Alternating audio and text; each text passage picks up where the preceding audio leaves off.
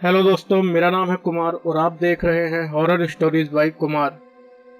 तो आज की कहानी सुनाने से पहले मैं आपको बताना चाहूँगा कि अगर आप भी अपनी ज़िंदगी से संबंधित कोई हॉरर स्टोरीज हमें भेजना चाहते हैं तो हमारे सोशल मीडिया हैंडल पर हमसे संपर्क जरूर करें। हमारे सोशल मीडिया का लिंक आपको नीचे डिस्क्रिप्शन में मिल जाएगा। तो ज़्यादा देर न करते हुए हम डायरेक्ट अपनी कहानी पर चलेंगे।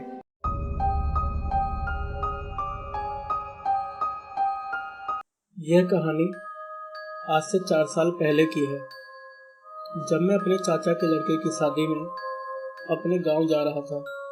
मेरा गांव उत्तर प्रदेश के सुल्तानपुर जिले में पड़ता है और मेरे गांव के पास सबसे नज़दीक का रेलवे स्टेशन निहालगढ़ है। वैसे तो स्टेशन पर भीड़ ना तो ज़्यादा कम और ना तो ज़्यादा रहती है, मध्यम भीड़ रहती है और दिन के समय लगभग ये स्टेशन चलता ही रहता है। इस स्टेशन पर लगभग सभी गाड़ियां रुकती हैं। मैंने अपनी टिकट पुरानी दिल्ली से निहालगढ़ रेलवे स्टेशन तक की कराई हुई थी, जिसकी टाइमिंग शाम को 4:20 दिल्ली रेलवे स्टेशन से अगले दिन निहालगढ़ पर सुबह 4:25 पर उतारने की थी। पर ठंड का मौसम होने के कारण और अत्यधिक कोहरा पड़ने के कारण उस समय ट्रेनें लेट हो जाया करती थी और मेरी भी ट्रेन कोहरे की वजह से ही उस समय लेट हो रही थी। लगभग 12 घंटे की देरी के बाद ट्रेन ने सुबह 5 बजे दिल्ली रेलवे स्टेशन से रवाना हुई। सुबह 5 बजे निकलने के बाद भी मेरी ट्रेन लगभग 3-4 घंटे और लेट हो गई, जिसके कारण मुझे निहालगढ़ रेलवे स्टेशन पहुंचने में रात को 10 बज गए। और रात को 10 बजे जब ट्रेन निहालगढ़ रेलवे स्टेशन पर उतरी तो बाहर बहुत अंधेरा था और कोहरा भी बहुत ज़्यादा था, जिसकी वजह से आसपास की चीज़ें नहीं दिखाई दे रही थी। लेकिन हाँ, लोगों की आवाज़ों की वजह से इतना ज़रूर मालूम पड़ गया था कि मेरे साथ और भी लोग ट्रेन से उतरे हैं। फिलहाल ज़्यादा रात हो जाने की वजह से गाड़ियों का मिलना तो मुश्किल ही था, इसलिए मैंने अपने घर वालों को कॉल करके मुझे स्टेशन पर आकर रिसीव करने के लिए बोला। मेरे घर वालों ने मुझसे कहा कि लगभग 1 घंटे बाद मेरे पड़ोसी मुझे लेने रेलवे स्टेशन पर पहुंच जाएंगे। मैंने ओके बोलकर फ़ोन कट कर दिया और वहीं एक बेंच पर बैठकर उनका इंतजार करने लगा।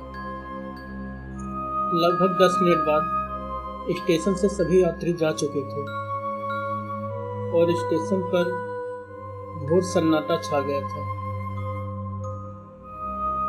जैसा कि मैंने आपको पहले ही बताया कि उस समय स्टेशन की हालत कुछ ज़्यादा ठीक नहीं थी, तो वहाँ पर केवल एक ही लाइट थी, जो कि कोहरे की वजह से उसकी भी रोशनी साफ नहीं आ रही थी।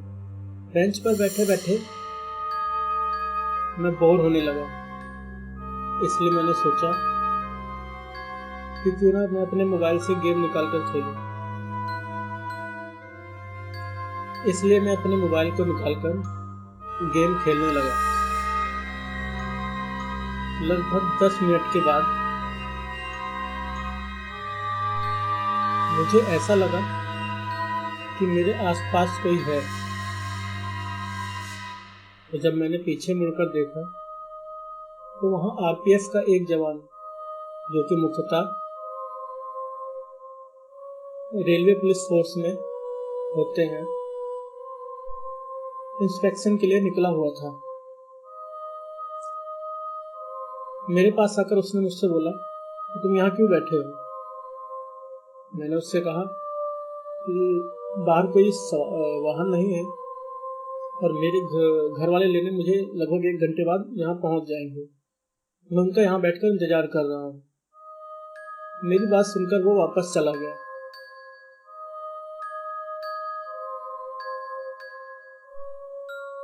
उसके जाने के बाद मैं फिर से मोबाइल में गेम खेलने लगा। लेकिन थोड़ी देर बाद मैं टॉयलेट करने के लिए टॉयलेट की तरफ गया और जब वापस लौटा तो मैंने देखा मेरी सीट पर कोई बैठा है। एक बार तो देखकर चौंका, लेकिन मुझे लगा शायद हो सकता है कि कोई और व्यक्ति वहां पर आकर मेरे अलावा बैठ गया हो, क्योंकि लगभग 2 घंटे बाद एक और ट्रेन वहां पर आने वाली थी। खैर, मैं जाकर दोबारा जब अपनी सीट पर बैठा तो उस व्यक्ति ने अपने पूरे शरीर को शॉल से ढका हुआ था।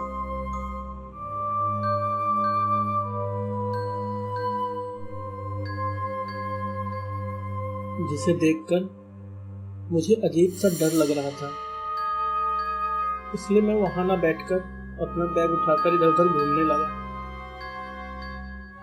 तकरीबन 5 मिनट बाद मुझे मेरे पीछे किसी की आवाज आई और जैसे उसने मुझे बुलाया हो। जब मैंने पीछे मुड़कर देखा तो एक आदमी मेरी तरफ ही आ रहा था। मैंने सोचा कि आखिर ये हो कौन सकता है, क्योंकि मेरे पड़ोसी को आने में भी अभी भी कम से कम आधे घंटे का वक्त लगता। लेकिन वो आदमी मेरे पास आकर बोला, चलिए मैं आपको लेने आया हूँ। उसकी बात बड़ी अजीब सी लगी। मैंने कहा, लेने मतलब? उसने कहा कि मैं आपका पड़ोसी हूँ जो आपको यहाँ से ले जाने के लिए आया हूँ, घर चलने के लिए। मैंने सोचा हो सकता है, और मैं उसके साथ जाने के लिए तैयार हुआ। लेकिन तभी वो व्यक्ति जो मेरी सीट पर पहले से शॉल ओढ़कर बैठा हुआ था, जोर जोर से रोने लगा। मुझे बड़ा अजीब सा फील हुआ। मैंने सोचा आखिर ये व्यक्ति क्यों रो रहा है। मैंने थोड़ी देर उसे ठहर कर अपने पड़ोसी को रुकने के लिए बोला और उस व्यक्ति के पास जाकर पूछा, यह वाली प्रॉब्लम, क्या आपको कोई परेशानी है? पर पता नहीं क्यों वो बार बार मेरे पड़ोसी की तरफ इशारा करते जा रहा था और उसकी तरफ उंगली करते करते उसकी आवाज और तेजी से बढ़ती जा रही थी रोते हुए। ये मुझे बड़ा वेयर्ड सा फील हुआ। और जस्ट थोड़ी देर बाद जो एकमात्र लाइट उस रेलवे स्टेशन पर जल रही थी वो भी बंद हो गई। ये देखकर तो मैं और बुरा डर गया। फिलहाल मैंने उसे उसी हाल पर छोड़कर वहां से निकलना बेहतर समझा। मैंने अपने पड़ोसी से कहा, चलिए हम निकलते हैं, हो सकता है कोई पागल हो।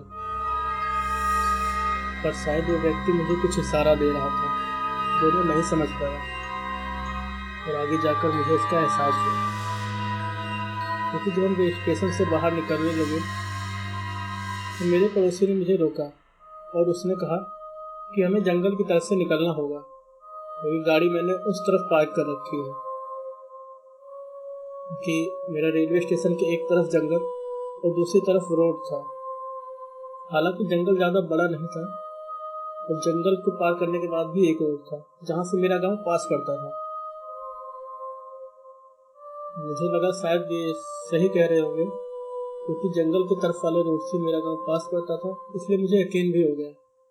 मैंने कहा, ठीक है, कोई बात नहीं, हम दूसरी तरफ से चलते हैं। ये पहली बार था जब मैंने वो रास्ता अपनाया था।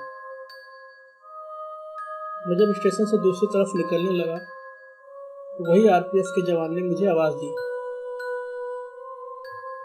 और मुझसे पूछा, ये किस रास्ते से जा रहे हो? मैंने कहा कि मेरा गांव इस रास्ते से ज़्यादा पास पड़ेगा।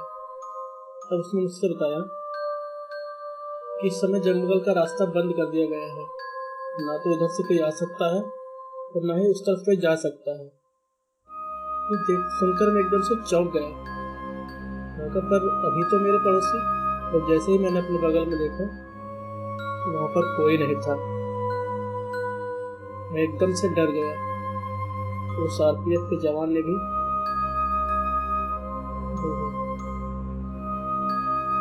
और तुरंत उसी समय मेरे फोन की घंटी बजी।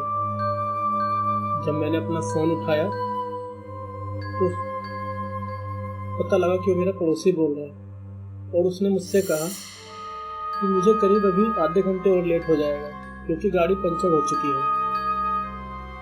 ये सुनकर मेरे हाथ पांव फूलने लगे और शायद उस आरपीएफ के जवान को भी इस बात का एहसास हो गया और वो मुझे अपने साथ ले जाकर अपने रूम में अपने साथ अपने रूम पर ले गया। तब मुझे उसने इस घटना के बारे में बताया कि लगभग 3 साल पहले इसी जंगल में कुछ लोगों का कत्ल कर दिया गया था और जिस व्यक्ति ने इसका कत्ल किया उन लोगों को इसी रेलवे स्टेशन से ले जाया गया था और जिससे तुम मिले वो या तो वो कोई तुम्हारा पड़ोसी नहीं था बल्कि वो एक भूत था जो इस तरह से अकेले लोगों को बुलाकर जंगल के रास्ते ले जाया करता था और उन्हें मार देता था। ये सुनकर मुझे बहुत डर लगा, लेकिन जब मैंने आरपीएफ से पूछा तो वो शॉल वाला बंदा बार बार रो क्यों रहा था उसे देखकर, तो उसने बताया कि वही केवल एक बंदा है जो उस भूत को देख सकता है। तो जब उसने उस भूत को तुम्हारे साथ देखा तो वो तुम्हें बचाने के लिए ही सारे कर रहा था, लेकिन तुमने पागल समझकर उसे छोड़ दिया। दोस्तों, ये सब बात सुनने के बाद मुझे अपनी गलती का एहसास हुआ कि मुझे उस बंदे के बारे में गलत नहीं सोचना चाहिए था। खैर, लगभग आधे घंटे बाद मेरे पड़ोसी मुझे लेने के लिए आ गए। मैंने उन्हें अपने साथ घटी सारी घटनाओं के बारे में बताया और उस आरपीएफ के जवान का शुक्रिया किया क्योंकि उसने मेरे साथ होने वाली एक दुखद घटना को बोलने से बचा लिया।